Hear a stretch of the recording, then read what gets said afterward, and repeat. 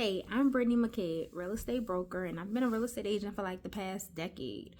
I am doing a big restructure in my brokerage. I am currently a franchise owner of an ERA franchise located in Harvey, Louisiana, which is like 5 minutes or less from New Orleans, Louisiana.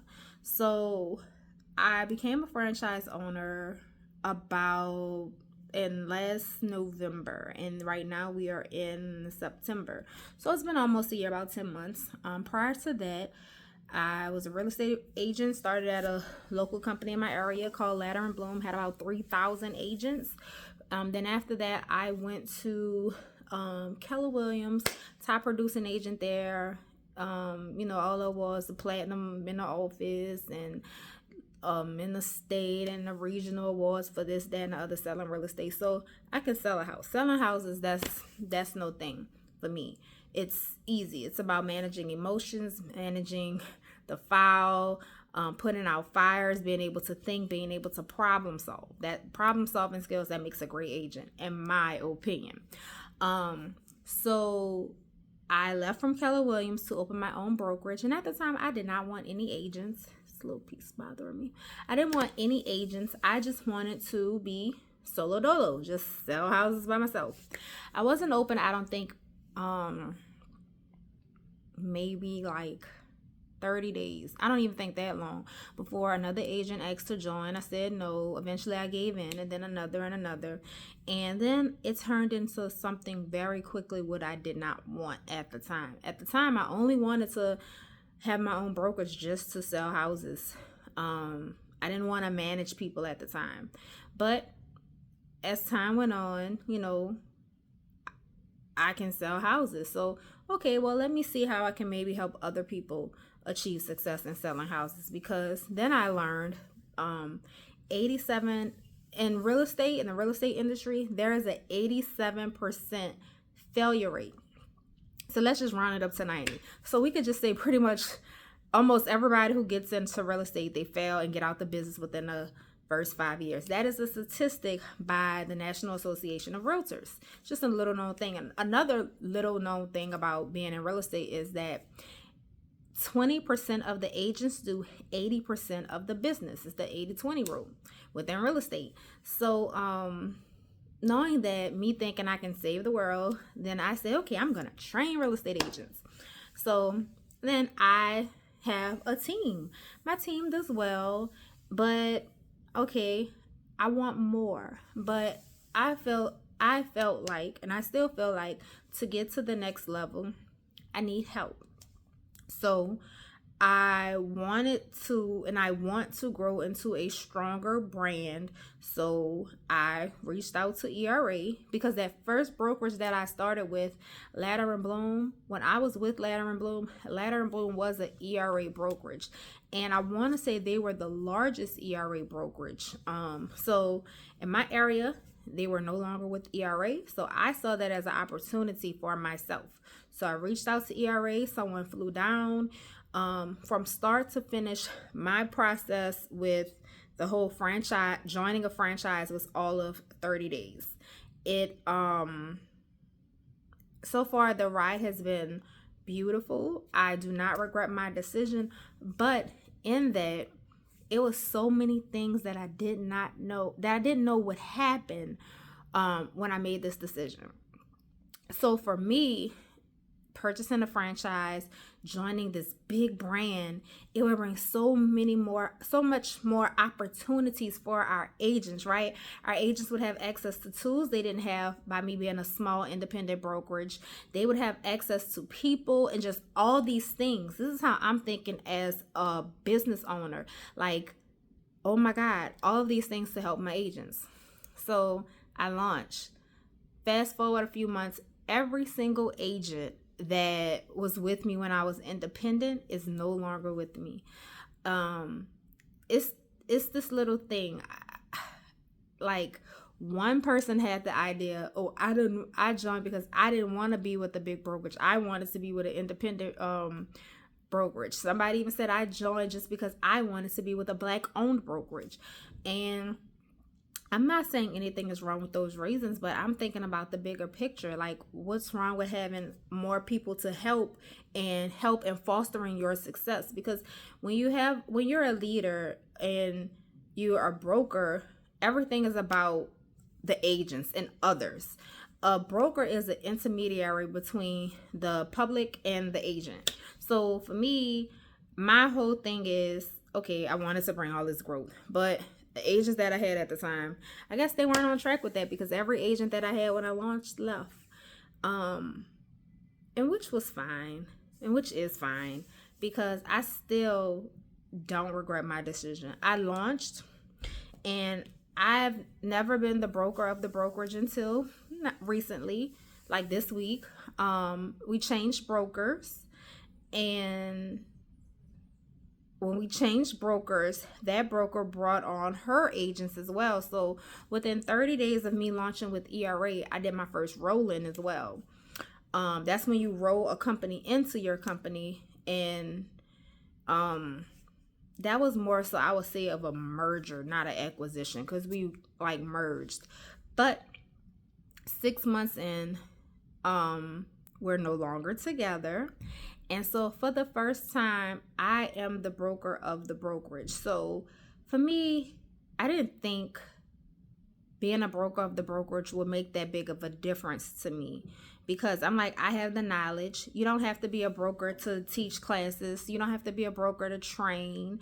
So I, put all this course material together, and I didn't think it would be any different. So I guess what I'm saying now is, this is going to be the first time with me being the broker of my brokerage. And I want to see what type of results I get. I know as an individual agent, I can rock it. I can push it. I don't get tired. I work. I call people. I follow up. I do everything that I'm supposed to do. Now it's more so, and let me go back. Because even as an agent, I've trained other agents to be top producing agents. I've had agents that I've worked with, they've made, 6 figures in 6 months. So less than that. Like I have a nice track record of training agents, but the difference now is I want to be very hands-on. I want to help agents not only make 6 figures a year, you can make 6 figures a month.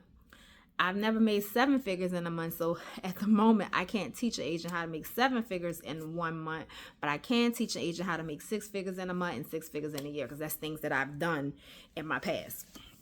So that's where I am right now. I am not a competing broker, meaning I do not actively sell real estate still.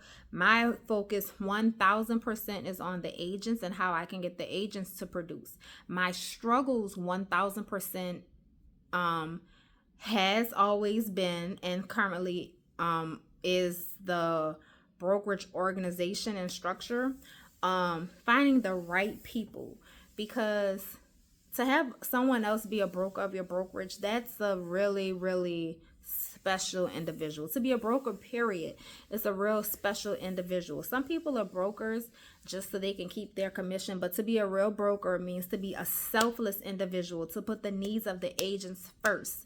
The agents come first, because they're coming to you. The agents are coming to you for mentorship. They're coming to you for support. They're coming to you for leadership. So this new role for me, I feel like I've been a mentor and a leader even as an agent, but I want to step into this role differently.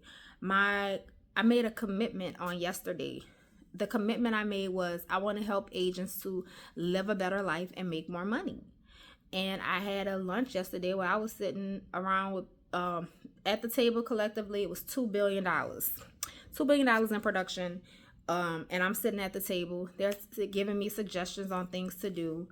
Like I said, being with ERA, I do not regret my decision. So right now, I'm currently in Palm Springs, California. I came out here to our franchise convention. It's a convention we have yearly for the franchise owners. I came last year. Like I said, I had just joined, loved it.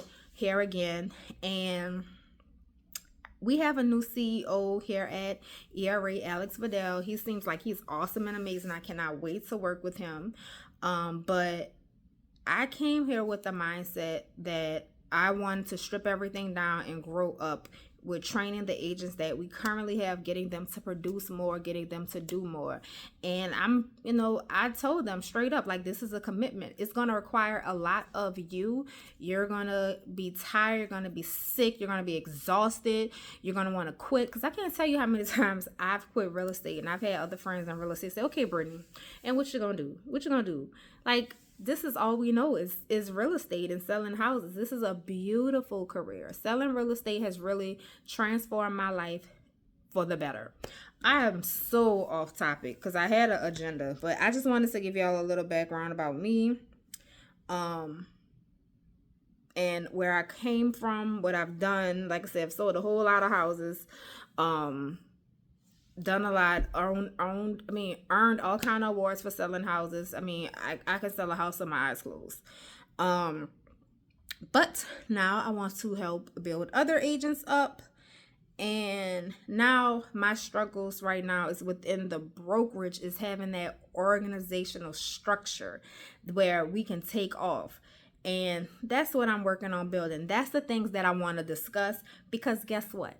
I'm not unique in the sense that it's other people who have brokerages who are struggling with the organizational structure of the brokerage. Yeah, you're a real estate agent. You might can sell a house with your eyes closed. You sold hundreds of houses, thousands of houses. But guess what? Most agents, if you look at like the DISC profile, right? Your great agents, they're going to be that very high D. But and there'll be a high I too. They're very direct, they're very influential, but as far as the organization goes, most agents are very low on that scale. They're not conscientious. They're not they're just not, that's just not an agent profile to be a very organized person. That's just not. Agents hire assistants who are organized. So the yin and the yang, you put it together. So yeah, that's what I'm going to discuss, and I want you all to grow with me. Currently, it's 11 of us. I'm hoping by this time next year, it's 11 of us. We have an issue in New Orleans, which makes it really hard to sell property on top of the high interest rates right now. So in New Orleans, we have an insurance issue. So, we went through Hurricane Katrina a while back, and we have hurricanes that come and go.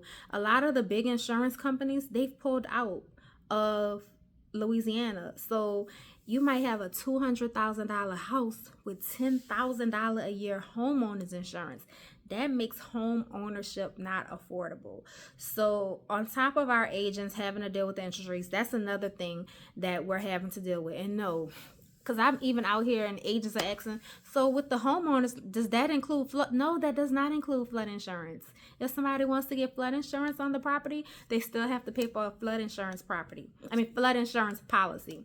So yeah, that's making home ownership not affordable right now. So I'm working with our agents to service different areas, and because until we get that issue fixed, because home ownership for the average person, I pray, but it may be a dream and not that far of the future. So what we're going to be talking about on this channel for the next couple of maybe weeks, months, years, who knows where this will go, but I'm going to keep updating and let's see where it goes. Okay. So looking at my chart, organizational structure, training, like I want to train agents. A lot of times I think agents struggle is because they don't know what to say to people. Okay, you meet somebody who wants to buy a house. What next? Like, what kind of conversation should you be having? How do you have a proper conversation?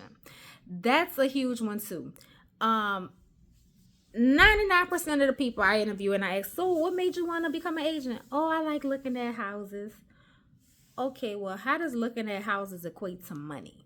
Because it is expensive to be a real estate agent. This is not a field where you become an agent and the money just pours in. No, you have to put money out to make money. I am a huge advocate of not paying for leads. I have never paid for leads. I like to teach my agents to do free things to get leads. All the free resources out there, I've made a lot of money not paying for leads. So having those conversations, my mouth is free. I could open my mouth and talk to you and it doesn't cost me anything. It doesn't cost me anything to talk. So yeah, using our words, teaching our clients how to refer us business. Right now I'm going to work a lot on agent development, teaching agents how to have a conversation, dispelling financing myths. In my community, which is the Black community, because I am Black, we're further behind with home ownership. I forgot what the statistics say about us compared to other races, but we're far behind. So learning about the hurdles and learning about the more intricate things about how financing works to be able to help our clients when we're having that initial conversation to identify key factors on why somebody can or can't get a house. And a lot of times people think they can't get a house when they really can. So just being educated. And last thing is teaching agents to have confidence, because a lot of agents are not confident, and a lot of agents don't speak to people because they're not confident in what they're saying. They're not confident in what they're saying because they don't have the knowledge. So we work on that knowledge piece, getting you to know what you're talking about with real estate, forwards, backwards, sideways.